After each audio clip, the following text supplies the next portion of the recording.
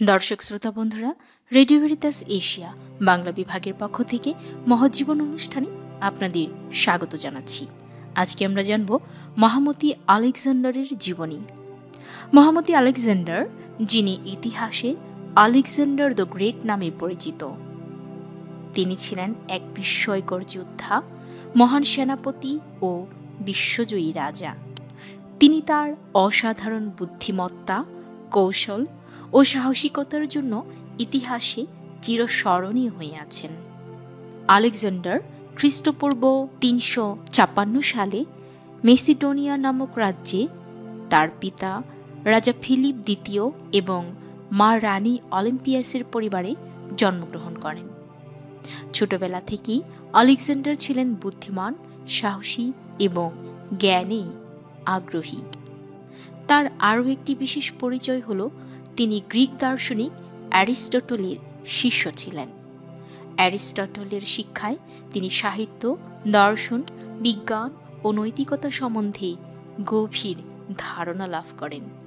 তিনি যখন সিংহাসনে বসেন তখন তার বয়স মাত্র ২০ বছর। পিতার মৃত্যুর পর আলেকজান্ডার মেসিডোনিয়ার সিংহাসনে বসেন। তখন থেকেই তিনি তার সাম্রাজ্য বিস্তারের স্বপ্ন দেখা শুরু করেন। আলেকজান্ডার ছিলেন এক অপ্রতিরোধ্য সেনাপতি। তিনি যেসব এলাকা জয় করেন তার মধ্যে রয়েছে গ্রিস, মিশর, পারস্য সাম্রাজ্য, মধ্য এশিয়া এবং ভারতের পাঞ্জাব এলাকা পর্যন্ত।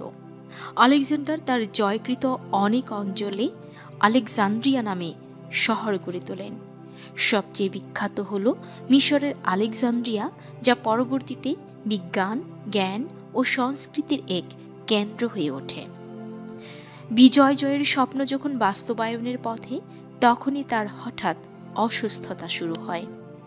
খ্রিস্টপূর্ব ৩২৩ সালে মাত্র ৩২ বছর বয়সে তিনি ব্যাবিলনে মৃত্যুবরণ করেন। তার মৃত্যুর প্রকৃত কারণ আজও রহস্য ঘেরা। কেউ বলেন জ্বর বা ম্যালেরিয়ায় তিনি মৃত্যুবরণ করেছেন, আবার কেউ বলেন বিষক্রিয়ায় তিনি মৃত্যুবরণ করেছেন। তার মৃত্যুর পর তার সাম্রাজ্য কয়েকটি ভাগে ভেঙে পড়ে, তবে তার নাম আজও ইতিহাসের পাতায় বিশ্বজয়ী হিসেবে অমর হয়ে আছেন।